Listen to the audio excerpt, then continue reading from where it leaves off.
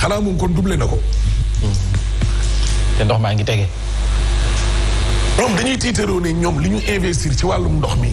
boo dajalee régime yëpp defaguñ ko fi mais loolu du tiitar li ma def ci xeexum ndóol déggoo ma de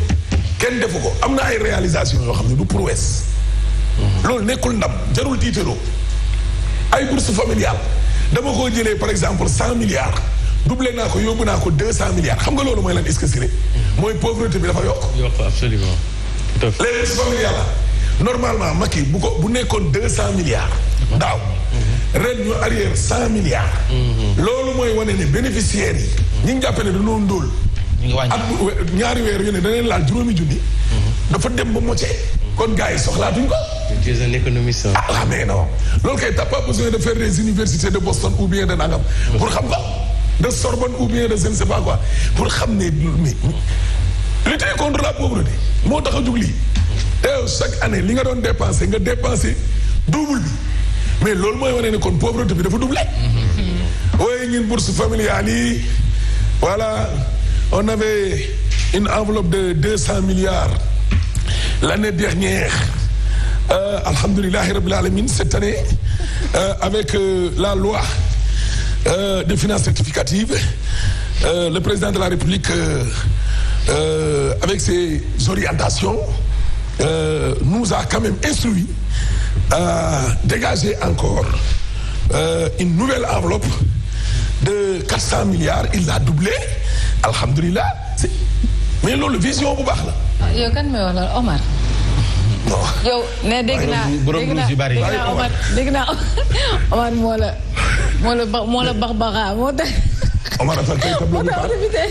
Omar moo tax tey tableau bi paal. Omar daa sonn. Omar dafa. Omar mën nañ ko génnee feneen bi. baga mën nañ ko génnee feneen ci kii. Omar ñëw na wane nañ ko. Adama woon la Omar. cey yàlla kanam gi dafa yërëmtalu nag. Omar mais léegi tamit ministre de l'Intérieur war nañ ko ci di boole de. kan Antoine. mais gis ngeen li mu sol dem ci mënd bi. costume. waaw costume non da ko waroon laal li dugal ci biir oto bi rek dox ak chemise bi. oui dugal jean bi ci biir ndox mi. non. ah jean est-ce que ba pare xam nga gars yi. gars yi ñi ci mën a sol costume bariwul de. non trop. ñoom ñëpp baax yaay couture moo leen di ñawal. baax yaay mooy ñawal punkal. léegi ñoom ñëpp nag dañuy bëgg kut koo kut. dem ci baax yaay. parce que comme que mooy ñawal punkal bi rek. ku fa demul pour yow punkal bi dalay dàq. moo tax ay costume yoo xam ni fii la yem. mi ngi may fàttali. costume Modou Diagne Fadaye 2000 bi ñu doog a. bi Ablaye wax ni doog a falu. non loolu muy ma Siré bokkul ba léegi. Siré xam nga la moo tax bokkul. booy xool image yi ministre Abdou Diouf yi ak début alternance 2000 yi mais mënta nuroo ak 2021 2022 xeetu costume yoo xam ne gars yi soxlaatuñ léegi sax di dem à l'étranger gars yi fii ñoo lay jël près du corps ñawal la ay costume yoo xam ne fii lay yem. wala benn bouton. fii. wala xale bi nga sol. dégg lan la benn bouton. démb. déggoo ma ne. ka ñëwee te près du corps la. demi saison mu yem fii la waaye yow 2020 nga sol costume boo xam ne boo taxawee Macron mel ni. ku sol xaftaan. Kimino. baax yaay couture mi leen di ñawal tey jël nga luus. Birame ñu ne. terminé ne kaay ñëw ak ñun ci yaas. xam nga corona business dafa am. inondation business am. la routine. chaque année. plan Orsec dellu si. 150 motos 200 motos 1000 litres 3000 litres te lépp dañ koy jënd marché bi ñuy gagné ñu ngi gagné. gisoo borom sareet yi fële banlieue nee nañ mbir maa ngi dox. jéggi 2000 la journée 5000. duñ ñaan yàlla ndox mi jóg fa. 782 milliards. la gars yi ci boppam samp laaj. 704 xam nga lan moo def 782. 766 la. selon l'ex-coordonnateur du plan décennal de lutte contre les inondations monsieur Tall 766,5 presque milliards nga ñëw dolliwaat ci 15 beneen enveloppe 15 milliards bu dem Kër Massar nga xam ne Omar nee na laay même boo leen demee dinañ lay tudd yow Omar bi dañuy jox moom la ñu indiwaat tegaat ko ci 782 milliards journal bi ne ana xaalis bi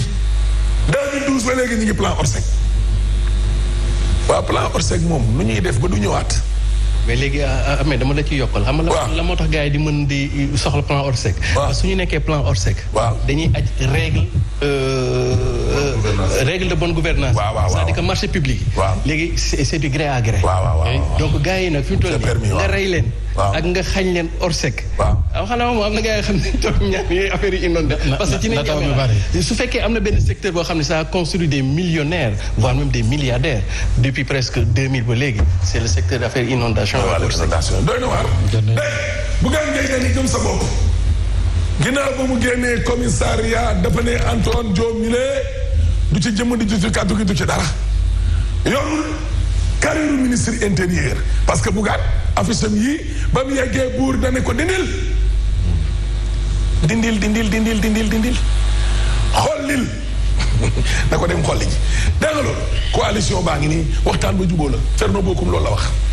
benn coalition ba Walf Fadjri mu ne gis nga Benno Bokk Yaakaar tànn bi dana metti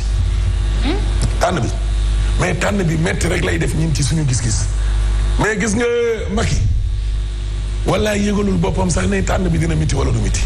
mooy toog fi mu toog comme ni mu defoon ci député yi mooy décidé déggoo ma de Abdoul Mbaye nee na mais plan Orsec doyul waa Grand Place ñëw ak ñun ci ko ñu ñoom Mame Mbaye Ndiaye maire bu Rufisque Matar Ndoye nee na Omar Gueye ak Souleymane Ndoye dañoo bëgg a teg dil écarté yeneen candidat yi ci bil bu dëggee te fii Madior a fi ne tendance baa nga fa de Madior a fi ne ministre tailleur ministre loo koy may Omar Gueye nag loo koy may non Omar Gueye ba mu jëlee ruus day tay Omar dama ko ruus ba léegi xoolal même muy mbëkkee ci terrain bi sax xoolal zone bi laa koy jox rek moo koy tay day bëgg ma ruus ko pour mu gaaw génn dama koy bàyyi ci biir bon suba bi li ñëw ak ñun ci gis nga seen abri mi nga xam dañ koo testé positif jabaram nag daal dinay bind kii de bind na ab communiqué de parce que nag déet kaso tamit bu ñu la testé positif yërmande war a dugg wala Ferno Bokum toj na dil ba jàpp na ne xaaf Sonko pur Karim loolu nekkul dil la du alliance waxtaan ba jubóo la entente la politicienne déggoo ma de en foofu non foofu nag yaa fi ne de problème yaa ngay démarré Sud Quotidien ñëw ñun ci élection locale yi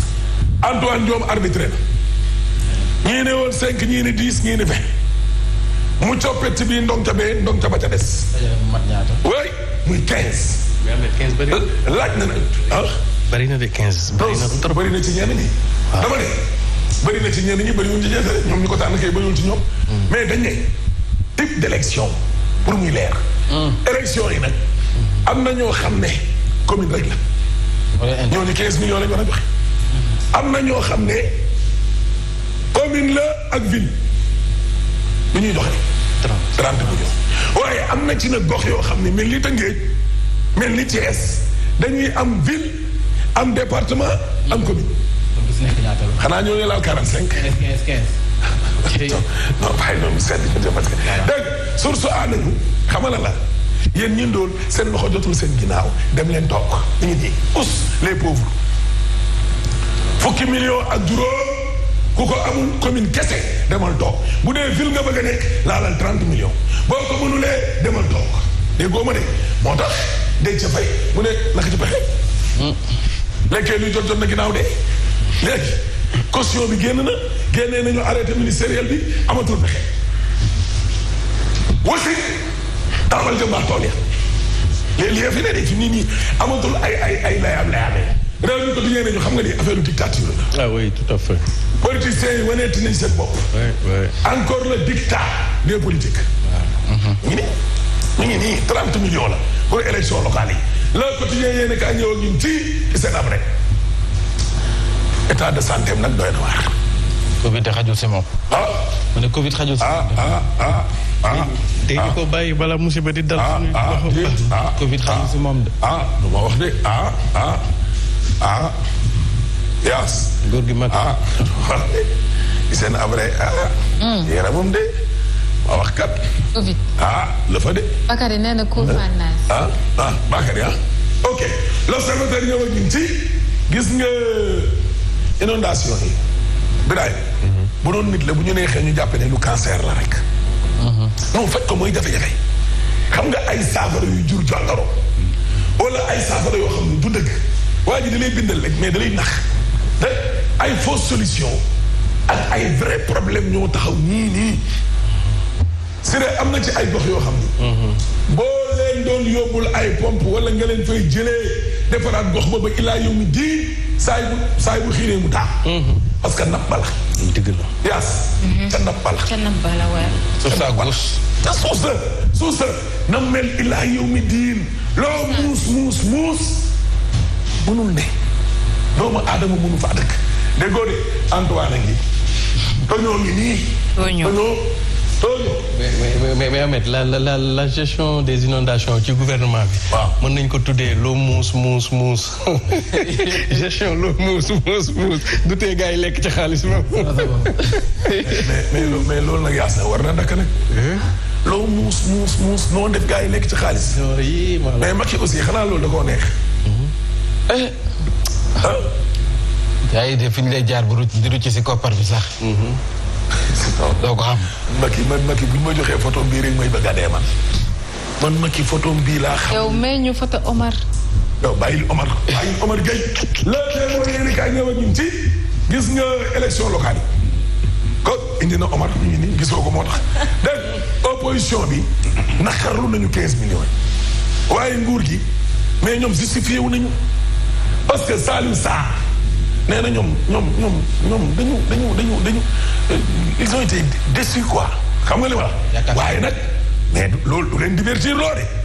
de déedéet Wuri Bay la Diallo moom député maire APR la mais nee na gis nga xam nga lan lañ bañ ay candidat xuusmaa ñàpp dañu bëgg ay candidat yu crédible déggoo ma de yow mënoo nekk ci tund mënuloo sa bopp dara sa dépense matul mais sa dépense matul ngay laaj tund ba waaye bu ñu la falee li ngay njëkk a def moo jéem a wut foofatu defaru jënd oto defaru takk ñaareel waaye am na ñoo xam ne dañoo amul bay ñaareel kon takk benn waaye mais déglu ma expliqué la ma ni ma mbay mënoo mel ni man di xëccoo duusu kër gi déggoo ma de ba pare di laaj koñ ba douze intérieur déggoo ma de gas déggoo ma ba léegi de bay TCC kay déggu la de mënoo nekk seen biir kër famille di xëccoo duusu public bi ba pare di laaj yow commune ba non dafay dowaar na non bu ñu la falee li ngay njëkk a def mooy wuti terrain laal oto alors lii wut jeek waa ji ne dañu bëgg ay candidats yoo xamante ne nii crédit ba dama ne crédit ba caaxaande inondation yaa ngi nii Macky Sall lu tolloog juróomi yoon déclenché gum na ko le plan Orsec presque 700 milliards Macky nee na defagum na ko ca waaye kii moo yeyool audité yow yaa yeyool audité yeyool woo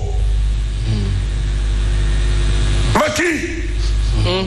rougeti non rouge tey dama koy téye tey dama bëgg a rusloo nit ñi quoi parce que nee nañ Macky mosuma ko jox zone dégg laas yéene kaay ñëwal ñun ci gis nga ndëndu bi ba léegi amagul de gars yi demaguñ ci de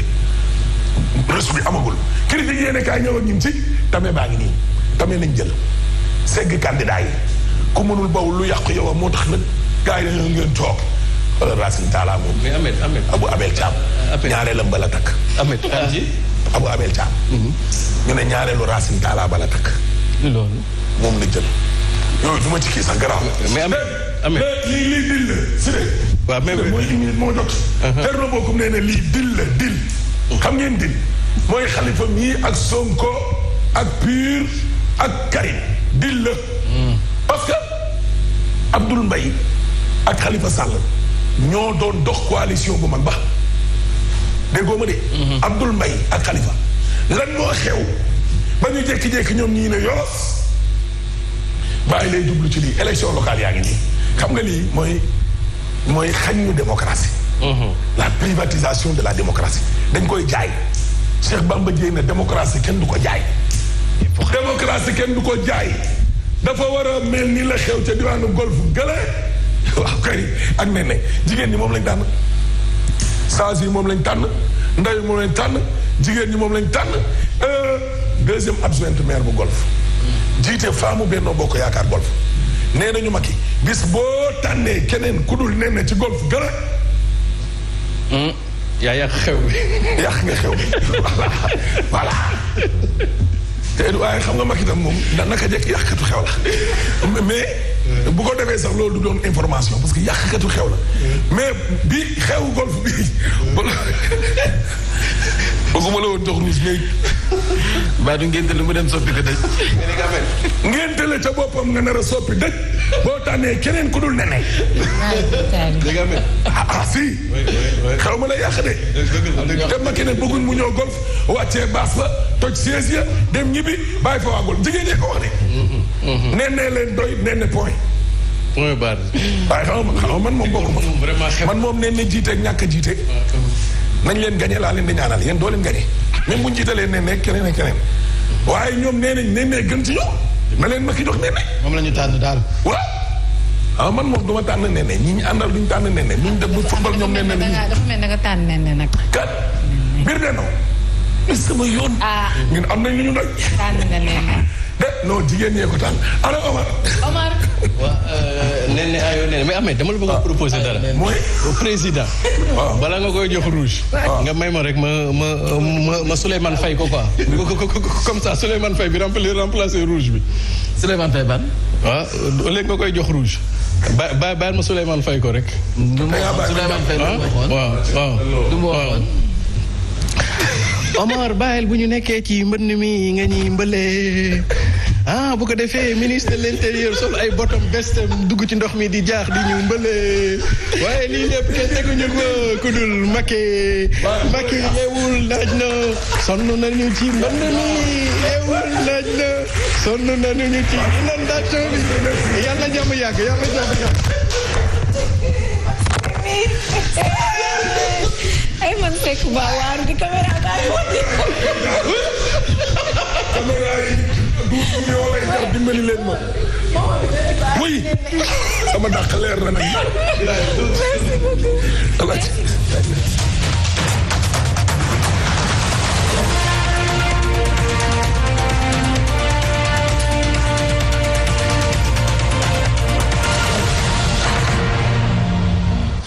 juróom-ñetti waxtu ci Zik FM Sen TV l'officiel tegal na ñetti simili bii la jotaay xibaar la ca gën a fës moo di ñaxtu ga nga xam ne amoon na sa Tivaouane Diacksao askan ba wàcc woon sa mbedd ma doon sa ñaxtu mbënd mi jàppale ne kon juróom ci ay ndaw teg nañ leen loxo soo mooy tey jii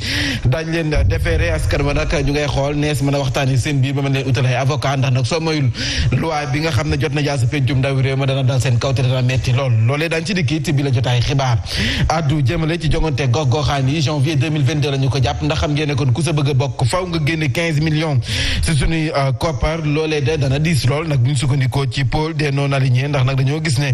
ñoom mënoon nañu ko def rek juróomi millions ngir képp ku ci bëgg a bokk mën a bokk ci yooyu la jongante tàggat yaram Pape Mante moom lañ ci àndal fës kenn ndax képp bi la jotaay xibaar li yéene kay xëy dëxa ñaan Cheikh El Hadji Ahmed Aïdara ngeen taaxirlu ñu wàcc si tali bi saytu dem dikk bi ñëwaat Yacine. Voici Trafic News. Aba Diatta foo nekk. voilà merci Yacine progressé nañ jaaree ko ci national bi pour Pikine da ngay xaarandi foo mënta bàyyi ko faudra patienter yéen dépassé ko tuuti rek teg ci échangeur bu Technopole là-bas aussi yéen ñu bàyyi ko du côté de Guédiawaye jaaree ko ci deux voies Technopole bi da ngeen di croiser d'autres véhicules bàyyi ko du côté de Pikine Khourouna tax na ba si boobu lay jëm fi nga xam moom mooy ci péage bi aussi ça ralentit à ce niveau yéen ñu ko dépassé jël national bi yéen a ngi jëm rond-point Cambérène foofu la aussi une file de voitures en attente jëm ci boobu le rond-point sont concernés par ces ralentissements aussi des véhicules en provenance de Casbi Marissaka Padoua ak sax ñu wàccee ci péage bi tax na ba rond-point boobu la aussi faudra s'armer de patience su ngeen ko dépassé amatul jafe-jafe pour le reste du trajet. C'était Trafic News. aywa xam naa Aba Diatta dina dugg si kanam bi daal day yeggale trafic am mbay ma bàyyi la nga wéyandi. jaajëf Yacine jotaay xibaar bi da ngay dem naa ni café sa nijaay bàyyi na la nga dem naa ni café. non bàyyi na ma bàyyi nga ko tey waaw kon mu ngoog dañuy jotaay xibaar bi dañ koy waxtaanee ànd Cheikh le député du peuple El Hadji Mouhamadou Mansour maa ngi laa nuyu. maa ngi lay bu baax moom. da koy tey. sant yàlla alhamdulilah sant bu baax a baax. alhamdulilah. bien dañ si ànd également ak Birahim Diadji Touré door ko manifestation yi nga xam ne moo amoon sa Tivaouane Diacksao juróom woon ci ay ndaw teg nañ leen loxo sa mooy tey jii dañu leen di déféré loolee sabab nag askan wa nekk jamono ji di waxtaan ngir xool nañ leen di utalee ay avocat ndax njortees nañu kon loi ba ñu jàllale sa pencum ndawi réew ma bu tegoo seen kaw dana metti lool. Iba Diédhiou conseiller municipal la ñu teewlu ay kàddu ma xala San Balde. même jamono ji askan gi ñoo nekk di def ket di dajale xaalis pour incha allah rabbi xool nu ñu jëlee xale yi avocat comme instant yi loi yu bees yi si manifestation yi xamuñu ndax dina dal xale yi wala du dal tey suñu ay frère kon askan gi depuis presque timis ba léegi ni ñu ngi def ket dajale pour ñu jëlal xale yi avocat kon ñu ngi ñaan le président Macky Sall na def clémence si suñu frère yooyu noonu déjà souffrance rek métti na déjà ndox bi rek bagage yëpp yàqu lépp yàqu fii ñu dépôt di dajale ay xaalis pour dem ut ay avocat pour ñu taxaw suñuy ay doom ak suñu ay rakk. Elage askan wa nga xam ne ñoo dëkk sa Tivaouane Diacksao la ñuy ragal moo di loi bi jàlloon sa assemblée nationale di bañ manifestation wala wàllum terrorisme baa du daal seen kaw. maa ngi lay nuyu bu baax di nuyu ñuy seetaan gis nga nit ki boo ko reyee ba mu dee nga gas ba mu xóot ba suul koo noppi xanaa di nga am yërmande doo bajantu ci kaw bàmmeelam laa fokk. non je suis pas d'accord sa réaction monsieur Diédhiou sànq si dañuy tiit loi bi non dañu am sañ-sañu manifester. parce que dañoo toog ñetti guddi yoo xam ni tëdduñu amuñu fu ñu te seen bagage amuñu fenn fu ñu jëm gouvernement bi leen yilif yi def ñëpp te jiite réew mi annoncé woon ay milliards ay téeméeri milliards yu ñu def ci wàllu inondation yi te xamuñu fu mu jëm am ñenn ñuy joxañ naan est-ce que def nañu ko ca wala defuñu ko ca ñu dem nelawuñu guddi togguñu añ bëccëg mënuñoo xëy liggéey am nañu ay tout tànk gisuñu kenn ku ñu waxal am nañu sañ-sañu manifestation boobu dafa am manifestation yoo xam ni doo ci xaar autorisation parce que boobu lay ni cëpp lay doon maanaam yëglu ni xool leen ñun situation bi la ñuy dund 3 minutes yu ñu baaree autoroute à péage bi ñëpp yëg ko alors ñoom ñu def 3 weer 2 semaines 2 fan yoo xam ni nelawuñu guddi bëccëg gi du ñu am fu ñu toggee du ñu dem liggéey est-ce que ñu ngi bàyyi xel ci même inondation bu jeexoon tey li mu leen na bàyyeel ci ay tawat et ma am ay jeunes yu ñuy interpellé ci manifestation yi et di wax naan xëy na loi boobu jubluwul ci ñoom loi boobu la leen a ko tax a jóg kon ñoom waruñu sax yëkkati seen ay kàddu jëmale ko ci boobu la loi lu ñu def dañu yàq dañu manifester barré autoroute bi ni benn oto du dem mais situation bi ñu doon dund foofu ñu yëglu pour ñu bàyyi leen xel dañoo def lu graaw dañu rey nit dañu taal dañu monter bombe dañu def lan mais bu ñu demee ci Sénégal ba kenn dootul man ñoom waruñu woon a sax xalaate côté boobu noonu loi boobu du pour ndaw ñooñu xam lu ñu war a def fi nekk nii mooy wàññi tàngaayu xol bi seen askan di dund muy génne leen ci kaso bi muy accélérer jéego yi pour jéem leen a tàqaleek ndox mi ñuy dund loolu moo gën a nekk fulla naa ay loi bi ñu voté woon lan mooy loi dañu koy respecté mais ñi ñu ko dénk pour ñu téye loi bi nañu respecté loi bi ay nit lañu comme ñi doon def manifestation nañu respecté loi bi am yërmande ci nit ñi loi boobu du pour damm ndigg ko la neex ay innocent du pour ñoom ñi dañu am pexem yàq alalu kenn voilà ay innocent la ñun moom noonu la ko tuddee juróom ci lañu toll di ay ndaw soo ma dañ leen di defeere tey xam nga dafa am peut-être benn précision Mambay boo xamee ni faw ñu génne ko également dafa am ci ñoo xamee dañ leen teg loxo xam nga lu ñu yoroon ay jaas yi di agressé conducteur transporteur chauffeur yi nekkoon ci autoroute à péage ñooñu nga xam ne li ñu naan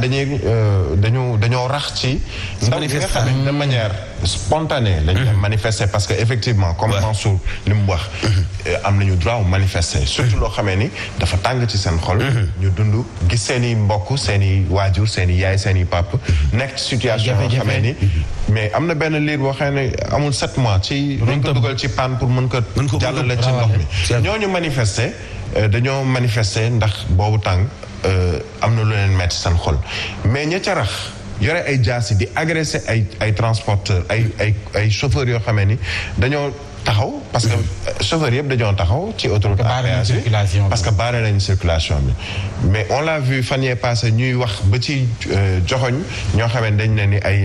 marchands ambulants lañu malheureusement ñu dem ba taxal marchands ambulants yëpp ñu ngi gis marchand ñoo xam ne du ñu ay marchand ambulant dañu yore seen benn ñaari mbuusu gerte yu fukki dërëm ñëw fëgg sa vitre boo leen tontuwul ñu saaga la nga wàcc sa vitre bëgg a jëflanteeg ñoom bu fekkee da ngaa tàng comme man wala Mansour ñu jëflanteeg ñoom ñu ñëw agressé la wala ñu ñëw gaañ la loolu tamit également il faut nécessairement que ñiy manifester même si c'est une manifestation spontanée dañu seppi ci ñoom ñi nga xamee ni manifester taxu leen a jóg. waaye yàqal leen moo leen tax a jóg parce que dafa am image boo xamee ni quoi qu'on puisse dire mën naa ko rafetlu mooy ministre de l'intérieur donte amoon na ay difficulté pour mën a àgg fi mu bëggoon àgg am na moo waxee dafa taxaw avec des manifestants. waxtaan ak ñoom ne leen waa d'accord naa ci li ngeen wax ña ngi ciy seet solution jàkkaarloo ak ñoom quel que soit le danger bi nga xamee ne amoon na peut-être ci côté mais discuter na avec quelques jeunes. tout à fait c'est une belle image. mais discussion bi warul yem ci discuter da nga war a def loo xamee ni. bu subaa duñu manifester. mais ñi bokk ci yenn manifestation di leen infiltrer di yàqal askan wi ça je ne suis pas d'accord. ok ñooñu bu ñu leen war a teg loxo nga yore jaas yi ne da ngay manifester to da ngay yàq. mais agression bi joxul bu ñu ko orienté benn yoon. ci loi terrorisme bi ñu voté woon fan yii passé moo tax moi je demande monsieur Diédhiou mi est-ce qu'il parle au nom des jeunes. au nom des victimes ci inondation bi wala ban côté la bokk parce que ndaw ñi même bu doon ay agresseur lañu jàpp leen nga mën a xalaat loi terrorisme man sa position dafay tey sama xel man. mooy li ñu wax conseil municipal il y a une dose de politique dedans mais la loi là bi ñuy wax ce n'est pas applicable ci ñii di manifester non du tout même agresseur. voilà ni ñu leen ko waxee ci ndorteel ndax xam ngeen ne kon képp ku bëgg a bokk ci élection yi ñu dëgmal locales yi janvier 2022 faaw nga génne 15 millions ci suñuy koppar moo di caution bi jëruñu denk biir réew mi mujj ne ko fixé moom Antoine Félix Diome loolee nag dañu koy déposer sa caisse de dépôt et consignation foofee la ñu yóbbu koppar bi lépp tënk nañu ko ci ab bataaxal bi Fatoumata Diop ma ñu koy jàngal. ci ab arrêté moom la jëwriñ bi ñu dénk wàllu kaaraange bi réew mi di Antoine Félix Diome daal di xamle ne rek fixé nañ caution bi tax nga participer ci élection municipale yi ak départementale yu 2022 yi def nañ ko nag ci fukki millions ak juróom ci bépp élection te ñu ko tënk nag ci article L247 ak L282 bu code électoral bi lee ci boobee somme bu ñu sukkandikoo nag ci communiqué bi jukkee ci ministère de l'intérieur dañu koy verser fële ca caisse des dépôts et de consignation ci bépp xeetu élection waaye tam liste bu mu mënti doon ci nombre département yi mu am communes yi wala sax liste bu candidat yi ñu présenté caution la boo xamante ne dañu koy déposer ci turu parti politique boo xamante ne dañu ko taxawal ci anam yi mu waree wala coalition wu parti politique bu ñu taxawal ci anam yi mu waree wala sax ab entité boo xamante ne dafa boole ay doomi aadama yoo xamante ne indépendante lañ leen di woowee ci noonee nag directeur bu caisse des dépôts et de consignation moom la ñu rek chargé mu daal di exécuter bi lee arrêté te ñu fas yéene ko publier ci journal officiel bi ci fàttali nag élection locale yi ñu ngi ko nam amal ñaar fukki fan ak ñett ci weeru janvier 2022 gi ñu tëg fukki million ak juróom ni ab caution metti na lool bu ñu sukkandikoo ci pôle des non alignés dañoo gis ne ñoom da lañ doon waxtaanee seen biir àjjuma bi wees moo di ñu def ko bu baree ba bari juróomi million si suñuy koppar di ci fay ay kàddoom ñu teewlu ko. noonu dañu proposé woon ci daje bi ñu amoon ak ministre de l'intérieur mooy ne élection bu ci nekk élection municipale yi ak élection départementale bu ci nekk na doon 5 millions caution loolu dafay am na ay argument yu bëri yoo xam ne moo tax ñu wax ko waaye boo jëlee montant bi ministre bi jël tey muy 15 millions maanaam ñun li ñu proposé woon mu def ko ñetti yoon loolu dafay ëpp ba jéggi dayo te jàpp nañu ne bokkul ci li nga xam ne dina sellal doxalinu démocratie ci am réew. Elage mi nañu jàpp caution bi de 15 millions am na ñu ne dafa cher am na ñoo xam ne lii mënees nañu ko jàppee ni après que système bu nga xam ne ni day tax ñu segg candidat yi wóor ak candidat yi nga xam ne ni yóbbaale ma rek lañu. parce que 15 millions jafewul ci ñoom ñi nga xam ñooy majorité bi tey te xëy na bëgg a doxal élection yi ni bu leen neexee. mais ay élection locale gouvernance locale nga bëgg a laajte caution 15 millions.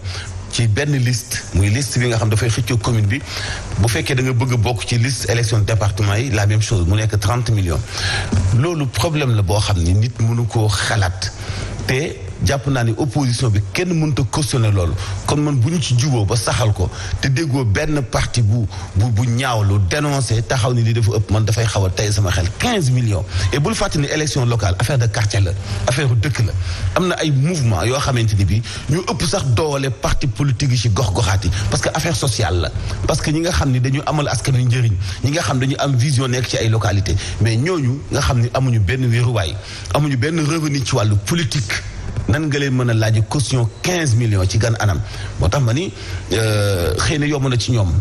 saxal nañu ko mais dina poser problème daanaka dina am di nga dem ci ay communes yoo xam ne benn candidat bu féeteeg nguur gi moo fay nekk. 15 millions de caaxaan. et loolu du li dooleel démocratie. 15 millions enveloppe la metti na dina cher mais tamit comme ab parrainage amul est-ce que tamit du la ñu teg pour mën a segg candidat yi. segg boo xamee ni daanaka yow da ngay xam déjà ñan ñooy nekk candidat. ci gox bi nga nekk parce que comme nga dugg ci benn gox boo xam ne yow biir na ni ñi fa nekk ba bëgg xëccoo mairie. peut-être amuñu moyen yu ñu toll loolu ça peut poser problème ci wàllu démocratie parce que quand même bu ñuy wax démocratie mooy nit ku nekk am nga sañ-sañu doxal am nga sañ-sañu tamit dagaan baatub askan wi ci lu jëm ci wàllu élection locale ndax tey nekkuñu élection présidentielle wala législative nga xamee ni dañ naan ay parti politique lañu wala ay coalition de partis politiques ñu nekk opposition wala ñu nekk pouvoir mais dañu wax ni dañu jëm ci ay élection locale yoo xam ne mu ngi jëm ci gestion directe ñi nga xamee ni ñoom ñoo nekk ci yenn ci ay localité ba nga xamee ni un citoyen bu nekk Ngexox fële ca Kër Mansour peut-être nekkul un homme politique mais moom biir na ko ni askan wi am na fu ñu ko teg am na yaakaar ci moom am nañ yaakaar ci moom mu nekk dafa bëgg a nekk maire ci commune am loolu war nañu ko fexe yombal ba nga xamee ni caution bi quel que soit le prix wala li ñuy joxe 15 millions 10 millions dañuy bañ a fàtte ni boo ko joxee ca caisse de dépôt et de consignation am na pourcentage boo xam ne boo ko amee ci ñu la votel ci élection yi dañ la koy delloo mais est-ce que dañ la delloo 15 millions yëpp sax dina am lu ñu ciy téq mais teewul ñëw mi wut pour ñu jox la mairie donte ci xaalis bi jàpp nga ni bari na ci yow bu dee moom la ñu jël arrêté la bu jógee ci ministre de l'intérieur coow lee bari mais mënuñu ko soppi mais lijjantil fileeg élection locale yi. 15 millions. boo ko joxee ba mu wóolu nga sa bopp bu ñu demee élection nag nga am pourcentage je pense c'est 5%. bu la may delloo la sa caution ñu xam ne kon au moins démocratie ñu ngi koy doxal. voilà ñu àddu jëmale ci njiital gëm sa bopp Bougane Gueye Dany démb wuy ji na sûreté urbaine bataaxal la ñu ko fa jox sa bataaxal lañ ca def moo di panneau publicitaire yi nga xam ne def nga ko jëm ci sàkku askan wi ñu dem bindu ji na nga ko dindi ndax nag mën naa yee askan wi ngir ñu wala sax mën naa yee ak fippu si ñoom mu di trouble à l'ordre public. Bougane Gueye Dany jot na saa yëkkati ay kàddu ñu teewlu ko. bu ñu demee ba ministre de l'intérieur ak li ñu ko jox ak doole ji mu am ci réew mi ak li ñu ko sant muy wax ay service am ne leen panneau publicitaire yi nekk ci réew mi ñun mënuñu koo garder ndax lan nee na am na ay acte de vandalisme maanaam njortees nañu ne dana am ñoo xam ne dana ñu ñëw pour yàq panneau yooyu ma ne kon moom ministre de l'intérieur lañu koy doyee matewu ko dañu ne nit ñi dem leen ngeen bindu ji loolu ñoom la waroon moom ministre de l'intérieur dafa am budget pour afficher budget pour communiquer pour wax nit ñi dem leen bindu ji mais amuñu ci intérêt parce que xam nañ ne ndaw ñi ñun la ñu àndal moo tax ñun ñu ne ndaw ñi jóg leen ngeen dem bindu ji moom mu ne loolu mën naa indi musiba ci dëkk bi kon bu ngeen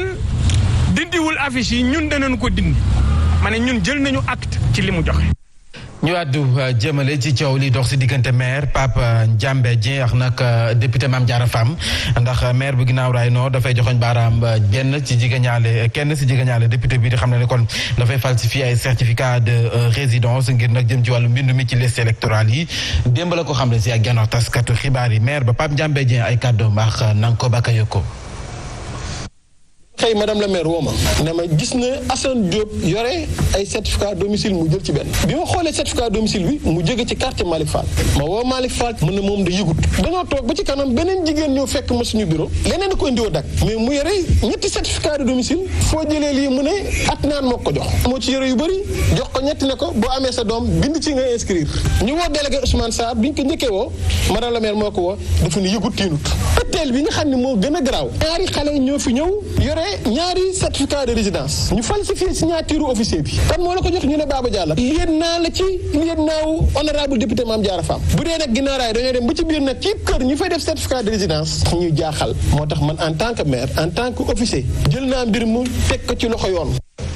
keneen ko woote ak janoo taskatu xibaar yi démb moo di Thierno Bocoum moom ci boppam mu ngay ñaawlu doxalinu waa PASTEF PDS taxaw Dakar ak PUR ndax nee nañu seen ak doxalin googee seen bopp képp la ñu sa jiital waaye du yittey askan wi te nag jot nañ ñeent ñooñee xam ne ku jëkk politique gi nañuy doxalee ni ñoom ñoo leen koy dicté Thierno Bocoum ay kàddoom. Khalifa Sall, Ousmane Sonko, Karim Wade dañu waroon defuñu ko te figurez-vous cette coalition là dañ ko togg pour non seulement locales yi mais pour législatives yi ak présidentielles yi ñu xool lu ñuy contrôler élection maanaam ñoom suñu demee ba teg seen mbir ñeneen ñi nañu ñëw ñaan rek pour ñu dugg wala ñu dem jël seen yoonu bopp. J'ai espoir que dinañ revenir en de meilleurs sentiments pour xam ne ñoom dañoo am cër boo xam ne kenn mënu ko remplacer. El Hadj ba jàngat ngay def ci doxalinu ku jëkk politique yi jamono ji ñee ñu ngay def seen ab coalition Thierno Bocoum ñoom Bougane Gueye Dany ku si nekk ak sa doxalin jamono ji. xam nga position bi ma amoon la am ba léegi. dama ne coalition yi doon naa xemmem ñu commencé ko à la base. mu yéeg ci kaw en attendant parce que élection locale moo gën a jàmp te moo nekk suñu kanam et ñu ngi ñuy wax ay caution wu 30 millions. tey ñoom nan la ñuy fexe ba alliance boobu dem ba ci à la base. pour am fond boobu jàppandalal boobu li coalition mën a participer ci élection yi comme communales yi comme départementales yi mais aussi du leen xañ toujours da ngay am sa point de vue ak sa position mais du leen xañ ñoom itam ñu am droit ko def coalition wala alliance comme ni mu leen neexee ñu ngi koy démarché am nañ ci yaakaar ci seen stratégie xëy na ñoom dañu préférer commencer ko ci kaw wàcc ci suuf ñoom la man jàngatkatu politique bi nga xam ne bokkuma ci benn ci ñoom du ci benn parti politique bu ma bokk sañ naa ni bu fekkente ni bi alliance bu dëgër la ñu bëgg bu jàkkaarloo ko ñi nekk ci réew mi nañu ko doxale commencé ko à la base commencé ko ci lëkkatloo ak mouvement yi nga xam ni ay mouvement citoyen la nekk ci quartier nekk ci dëkk yi am fa doole lool ndax œuvre sociale yi ñuy def loolu dina leen may base bu dëgër te loolu mooy yéeg ci kaw sama xalaat la mais sama xalaat boobu xañu leen ñoom itam droit bi ñu am pour bu ñu bëggee def alliance moo xam mu nekk PUR ak PDS moo xam mu nekk PDS ak PASTEF moo xam mu nekk PASTEF ak APR sama yoon nekku ci mais nañ leen réserver loolu comme loolu Thierno Bocoum laa koy wax am na sañ-sañu joxe xalaatam am na sañ-sañu def coalition ak ku ko neex am na sañ-sañu ni bu doon man nii laa koy defee te gisoo man ni lii dana joxe ndam ci opposition bi ngir jële fi lii fi nekk mais kàddoom googu aussi xañul ñu def alliance ñu am droit def seen alliance Birahim ndax ni nga gisee opposition bi doxalee ko jamono ji maanaam ak xàjjaatloo ak élection locale yi ñu dëgmal est-ce que mën nañ am yaakaar si ñoom finalement man du question am yaakaar ci opposition wala am yaakaar ci pouvoir mais xam nga man ban lecture laa ci am mooy dañoo nekk ci benn jeu d'échec yoote wala jeu de dame en tout cas dañuy jouer ñiy jouer nag du opposition bi rek de société civile ngi ci jeu d'échec bi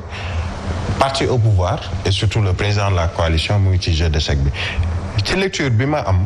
mooy ni tey Macky Sall xam naa ma ngay reetaan fu mu nekk parce que opposition bi divisé wu nañu ci loo xamee ni yaa ngi jëm ci ay élections locales c'est vrai que c'est la base moom mooy tànn mais base bi lu mu tànn ne ni dañuy am alliance muy ca Thiès wala ca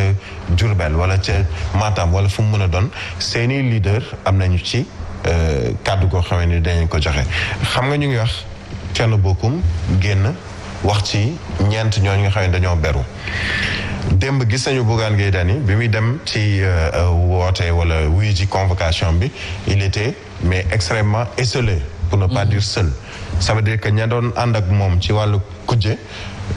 am na lu ñu gis ci moom ba ànduñu ak moom démb ca ba muy woote ba muy wuyu ca police keneen woote woon na fii wala ñu woowoon ko pour mu wuyu ji police di nu ñu koy wayeti njiital Pastef di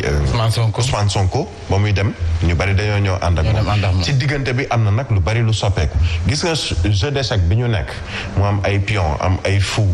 am ay roi am ay reine ku ci nekk fi ñu toll nii da nga toog ci sa échiquier di pousse say pion di teg say roi di teg say reine di teg say fou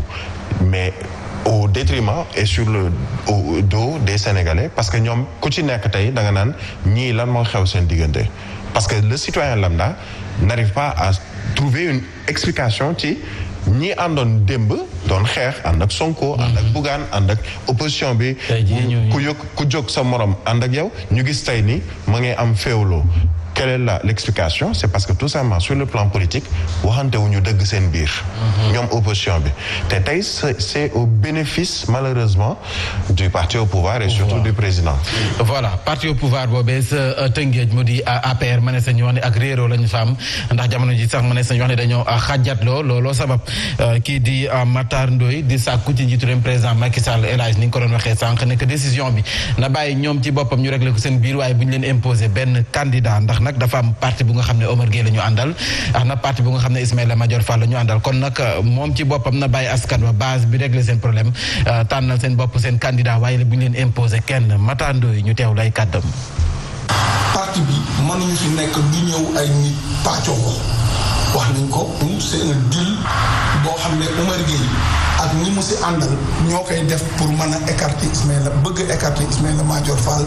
à la mairie de si conquête mairie ville loolu nag ñun duñ ko nangu tey duñ ko nangu suba duñ ko nangu ginnaaw suba Tëngéej lañ dëkk nag kenn gënuñoo dëkk Tëngéej te doom yu jara jur lañ bu ñu nangu nag ay nit accaparer suñu parti bëgg accaparer suñu dëkk pour leurs intérêts personnels loolu duñ ko nangul ma Samba duñ ko nangul ma Demba président Macky Sall nag am nañ bëgg cër bu mag pour moom mais loolu bi ñu si jógee aussi dindi na suñu ministre dindi suñu DG dindi suñu ay PCA te ñun waa Tëngéej mérité wuñu loolu ñu di ko ñaan nag lu jëm si maire bi mu xam ne ñun on est engagé derrière le ministre d'État Ismaïla Madior respecté nañ ko trop ñu ngi koy bàyyi xel waaye ñun tànn nañ suñu candidat ba pare. Tëngéej gannaaw ba ñu doon ñaxtu di xam ne comme wàllum assainissement yi jafe-jafe rek lañ doon jànkonteel ndoxam taw mi waxi noppi ñooy askan wa dëkkee ca cité Cyprès ak Serigne Mansour ñoom nag jamono ji seen xel mu ngay tàmbalee daal ndax door nañu fa ay liggéey njiital leeral askan wa nga xam ne moo porté woon combat bi jamono ji mu ngay sàkku nag ñu bàyyi xel baax wàllum assainissement bi Omar Faye ay kàddoom. ñëpp xam nañ ne cri de cœur la woon léegi nag ouf de soulagement la liggéey bii dañ ko doon xaar def nañ ko. projet bi commencé na ko l'État du Sénégal commencé na liggéey bi waroon am da nga fi nga xamante ni mooy ci de Sëñ Mansour Dias si presque ak yëpp commencé nañ ñun nag lu baax dañ koy wax lu baaxul ñu wax rafetlu nañ liggéey bi nga xamante ni ne moom la ñuy def nii pour régler définitivement le problème des eaux pluviales li ñu dese nag mooy assainissement bi avec les eaux usées te yaakaar nañ ne on a jël ay dispositions en dehors de remerciement bi nga xamante ni nañ ko def aussi parce que Eiffage dañu waxoon ne fii duñ ko percer accepté nañ ñu percer ko léegi def nañ connexion seen zone pour que ndox mi léegi définitivement mu dem donc loolu ñu ngi koy rafetlu te lii la ñuy xaar ci état ñun waxuñu pour jéem a yàq dañuy wax pour defar fu mu nekk nii population yi à tous les niveaux kontaan nañ ci liggéey bi nga xamante ni ne en tout cas moom la ñuy def. tolluwaay mbas mi fii ci réewum Sénégal ñu ne mekkoon nag cas yi mu ngay wàññeeku ndax nag démb juróom-ñett fukk ak juróom-ñett ci ay cas yu yees la ñu am wuuteex weer wi ñu génn nga xam ne tollu woon nañu ay bés junni yu tegal juróom-ñaar téeméer ak ñaar fukk ak ñaar ci ay cas yu say yokk waaye nag terewul tiitaange gi mi ngi fi ba léegi jëm ci ñeenteelu vague ñu ànd Cheikh Alassane Baldé. ci junni ak juróom-ñaari téeméer ak ñaar fukk ñaar ci ay contamination yu yees ñu amoon nag fukki fan ak juróom-ñett ci weeru sulet bi ñu génn tey lim bi wàññeeku na ba toll ci juróom-ñett fukk ak juróom-ñeent ci ay cas yu yees wàññeekute bu ni mel ñu koy gën di nemmeeku bés bu yàlla sax lu weesu cas de contamination ñi nga xamee ñoo nekk ci réanimation seen lim bi ngi gën di wàññeeku toll ci juróom fukk ni tey naka noonu it ci ñi nga xamante ni sax ñoom ñu ngay wër seen limite di gën di yokku tey ñu toll ci ñeenti téeméer ak juróom-ñeent fukk ak juróom ci ay malaatu ñuy bàyyi ñibbi seen i kër moo ne nag taxul xel yi daal di dal lool ndax ragal relâchement mu juraat jafe-jafe yóbbu ñu sax ba ci quatrième vague ñu ngi koy nemmeeku sax ci deuxième vague bi ñu jàpp nag gannaaw relâchement bi nga xamante ne nemmeeku nañ koon ci askan bi waral sax ñetteel vague bi nag gën a takarnaase ci askan bi ci fànn yu ne ñu jàpp ne nag ñeenteel vague mën ñu ko dàqandi bu fekkee ni rek askan bi sarlowuñu ak li nga xamante ni moom la ko waa kër docteur santaane lu jëm nag ci respecté mesures barrières yi waaye ñu fexe ba dem vacciné wu mu mel ni nag quatrième vague doonul lu ñu mën a écarté benn yoon boo xoolee sax ci àdduna bi ni muy doxee ñu ngi wax sax quatrième vague lu ci mel ni Île-de-France wala sax ci Israël mi nga xamante ci jamono ji mbas mi mu ngi fa taggatémbe donte nag bokk na ci dëkk ñiy lim ci wàllu exemple ci doxalin lu jëm nag ci vacciner seen askan. voilà Birahim ndax mënees nañu ragal ñeenteelu vague si jamono ji nga xam ne gis nañu kaay mi ngi wàññeeku. xam nga dañuy fàttaliku jamono sëñ Babacar Sy Mansour ci visionnaire ak xam-xam bi ko yàlla defal mu annoncé ne troisième vague dina am tey Abdoulaye Diouf Sarr ministre de la santé ak ñi nga xam ne ñoom ñoo nekk ci ay département yu ministériel yu jëm ci wàllu xeex mbas mi tey la ñu doog am liggéey xam nga lan mooy seen liggéey mbir yi ñu ngi wàññeeku nañu fexe bañ a naagu mais continuer li nga xam ne moom mooy sensibilisation continuer également campagne yi nga xam ne tàmbali nañ ko ci lu jëm ci wàllug vaccination ci kaw ñi ko bëgg ci lu jëm ci wàllug distanciation physique ak yenn mesures barrières yi tey la ñu war a gën a taxaw pour génne sensibilisation boobu parce que liñ sëñ Babacar Sy Mansour waxoon na ni jamais 203 gis nañ ko gannaaw gi mu am troisième vague très meurtrière yeneen ni dëkk actuellement ñoom ñu ngay dem ci ñu ngi seen quatrième vague ba naan ni ñu ngi àgg ci pic bi peut-être mu wàcc c'est le cas par exemple en Europe la xew Europe ñuy wax quatrième vague ba ñuy junj naan ni mën nañu dugg ci cinquième vague on n'est pas à l'abri d'une quatrième vague de contamination bu Covid-19 waaye lenn dong moo ko mën a gàllankoor wala mu fànq loolu mooy ñu continuer liggéey bi lu jëm ci wàllu sensibilisation ak dugal ci ñi nga xam ne ñoom ñooy les acteurs communautaires les relais communautaires pour ñu bañ a naagu ndax ku naagu daagu ni ko boo daagoo ñu raw la El Hadj ñeenteelu vague bi ñuy lam-lamee comme yow nag au début da nga doon wax ne dinañ fi créer ñetteelu vague ba duñ créer ñeenteelu vague bu amee du ma bett parce que man teelu naa annoncé troisième vague bi parce que ni ñuy doxale rek moom moo la koy wan est-ce que doyal nañu wala doyalaguñu quatrième vague xëy na dañ ko jàngat xool ba xam parce que gars yi daañu ko fi indi wala déet en tout cas lu mën di am ay nit lañu nit na boo ko déggee mooy mbindeef la te dafa am lu ñu sëñ Mountakha waxoon ci njaal benn ga ni tawat ji mbindeefu yàlla la bu mu ñu tee ñun jaamu yàlla yi def li ñu yàlla sant loolu mooy continuer bi ci des mooy ñun dañu gëm ñaan te ñun ñëpp dañu remarqué dama gis bi affaire bi commencé wàcc ak léegi dañu exclure woote suñu Mountakha bi Touba ak ñaan gi ñu ñaanoon fii laa taxawoon fii man place bii laa jëloon kere ma ne la ñun ay jullit lañu ñaan doom dañu doon def julli pour yàlla taw muy julli baaw naan dañu doon def julli pour tawat ju nekk ci am réew jóge fa da ngay def julli pour ñàkk jóge fa parce que jaam bi ñaan la yaakaar bi ñu defee ñaan gi Touba bis boobu ñu jagleeloon ñaan yàlla pour yàlla jële fi Covid-19 affaire bi dafa wàcc bu gaaw indi taw bi tombee waral ay gaaw waaw ànd ak taw bi tombee waral ay gaaf en tout cas ñun gëm nañu ñaan parce que ay jullit lañu parce que jullit dafay gëm foofu la ñuy xaar Sénégalais yëpp ak surtout kilifa yi diine yi nañu continuer di ñaan bi ci des nag mooy mesure barrière mais li muy wax toujours ni dañu amoon vague bu njëkk mesure barrière moo ko fi jëlee dañu amoon vague deuxième mesure barrière moo ko fi jëlee mais tey ndam li commencé am vaccin yi moo koy glorifié woo moo koy ndamoo loolu nag laa ni xawma lu ci démarche kilifa yi quoi parce que mënu am tawat yoo xam ne mu ngi continuer di màgg di boom ay nit li nga amagu ci ay vaccin est-ce que mat na 1 million ci population 17 millions wopp ji di dellu gannaaw te lu néew ci 17 millions yi au moins am na 10 millions au Sénégal yu participer ci ñaan yi ñi defoon nga jël ndam rek jox ko lenn loo xam ni ba ñuy gañe bu njëkk ba di gañe bu ñaareel bi kenn gisu ko woon moo tax ma ne ci biir combat yi nañuy xool seen ay communication waaye li ñu bëgg rek moom la Sénégal yi gëm fi ñu bëgg a xooloo fa la ñuy xooloo bëgg ni wopp ji ni muy delloo gannaaw vaccin yi la dafay xaw a doy waar dañu respecté mesures barrières yi te dellu ci ñaan gi ñu àddu jëmale ci collectif des médecins pharmaciens chirurgiens dentistes du Sénégal ñoom ñaari fan la ñu toog banque seen yoxo mu di grève yi loolee nag grève boobee dañu ko suivre ci hôpitaux yi la ñuy ñaawlu moo di la ñuy fayul li nga xam ne mooy bourse spécialité yi waaye it retard bi ñu ne meeku ci réforme yi jëm ci amélioration quotidien spécialiste yi ci territoire bi ñu teewlu sa président collectif ba Mbaye Sène lay wuyoo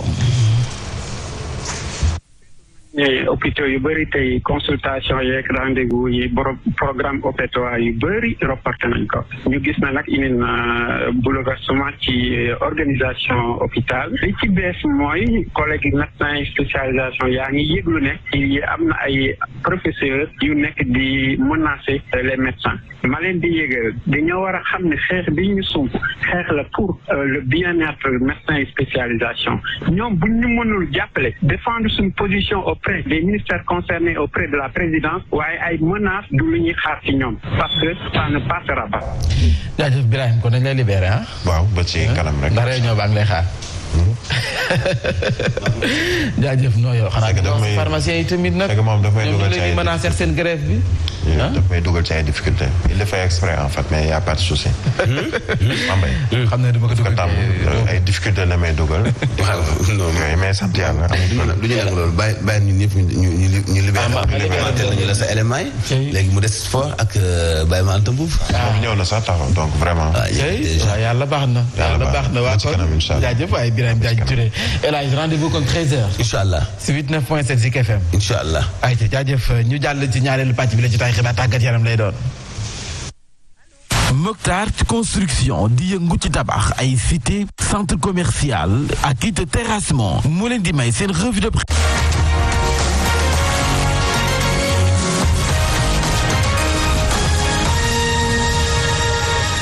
Pàcc ba ji Pape Mante Mbour daa teew man kan asalaamaaleykum. maaleykum salaam Mbaye Ndiaye. naka yi tey. alhamdulilah ak yu tey. waaw. maam si dinaa nagul kafeem. jërëgul dose bi. waaw jërëgul dose bi xam naa ci kanam tuuti dina ko laal. ana waa Jam City. waaw bu baax a baax ak waa Dugar yëpp. acca troisième journée coupe du monde beach soccer sunu gaynde tey ji Oman la ñuy jàkkaarlool midi. waaw kon nag midi Sénégal dina ci laale donc Oman naam sax ni Sénégal nag qualifié na ba noppi jëm nag ci yooyu les quarts de finale waaye nag ndaw Ngale Sela yi dañoo nag gën a bëgg rek dëgëral seen bopp ci boobule compétition ba tax na kon tey nag ñoom première place bi nag la ñuy xeex ci groupe D bu ñu bokk beneen jogante bi nag 16h la ci diggante Uruguay ak Portugal yeneen match nag groupe C bi ni ki tey tamit la ñu koy ndar kepp kon 13h30 Salvador dina ci laale ak Suisse 17h30 Brésil ak Biélorussie ñu jëm nag ci wàllum kon affiche yu quart de finale yi dinañ ko xam nag gannaaw ba ñu jeexle kon ni ki tey troisième journée bi jàppale nag Russie Japon Tahiti ak Espagne ñoom jot nañoo qualifié ba noppi kon nag Sénégal tey foogee nag dafa jël première place bi dina nag laale ak Brésil ci quart de finale yi waaye nag foogee ñaari place bi la jël seen diggante ak Suisse lay doon. ñaar nañ daal faaw ñu laalee cee kenn. yàlla baax na Afrobasket sa Kigali 2021 mel ni kon sunu gaynde nee na ñu noppi nañu ngir delloowaat bu mu sa boy gi jël ndam li 24 ans après. waaw daanaka nag fi mu toll nii lépp yomb na mu lu jëm ci wàllum préparation bi ndaxte fii lañ ko tàmbalee ba nag foofu ca Kigali en tout cas bu ñu dalloo nag kii di président bu fédération sénégalaise bu basketball di maître Babacar Ndiaye dalal na xel yi daal di saako rek sénégalais yi nag ñu gën a ñaanal gaynde ak Sénégal yi ñu teewlu ay kàddoom ak suñu ndaw ñu teewal foofu ca Kigali di Sadio Abibouka. Dakar lañ ko commencé waajal ko def un tournoi international également à Dakar avant ñuy départ nag dama woon entraîneur bi ak l'encadrement technique bi ñu def réunion mais daal ñoom dinañ kontaan nañ ci préparation bi amul dara lu ñu wax les primes de qualification et de participation sont disponibles léegi rek ñu ñafee ci terrain bi yàlla may ñu ndam nga xam ne mooy gagner mais nag xam nga objectif moom objectif la mën nga ñëw pour gagner keneen ni tamit day ñëw pour gagner donc maintenant kenn mooy gagner li ci am solo même booy perte nga perte les armes à la main comme ni ñu koy waxee nga ñu xam ne joueurs yi représenté leen dignement le Sénégal sur le terrain et équipe bi ma gis yaakaar naa ni suñ ñafee ci terrain bi yàlla mën nañu may. en tout cas ci fukk ak ñaari nag gaynde yi teew foofu ci Kigali ak ñaari réservistes yi ñu nemmeeku ci nag ay joueurs yoo xam ne ci championnat bi nag la ñu bawoo ku ci mel ni kii di Mamadou Faye Cheikh Bamba Diallo Pape Moustapha Diop ak Alkali Ndour nekk réserviste seen teewaay nag moo lay wan ne kon championnat local bi niveau bi nag mën nañ jàpp ne niveau bu am solo la bu ñu sukkandikoo ci Mamadou Gueye nekk entraîneur bu AS Douane di Mamadou Gueye pa bi nekk tamit adjoint bu Boniface Ndong teew waxtu yi foofu ci Kigali ay kàddoom kii di Sadio Abibouka moo ko taataan. waaw am nañ ñaari joueur AS Douane mu nekk Mamadou Faye ak Cheikh Bamba Diallo mu nekk bànneex bu bëri bu neex a neex parce que lii dafay montrer rek au niveau de l'AS Douane ñi ngi def benn travail bu baax a baax a baax au niveau tamit de notre championnat ñi ngi def tamit liggéey bu am solo ba nga xam ne ñoom ñaar ñi bokk nañ si fukk ak ñaari joueurs yi nga xam ne ñoom ñooy représenté Sénégal si campagne africaine bii ñu jublu xanaa rek di leen encourager di leen ñaaxaat bu baax xam ne lii njëlbeen la rek suñu continuer liggéey feex si kanam dinañ amaat encore yeneen sélection yu kawe seen ay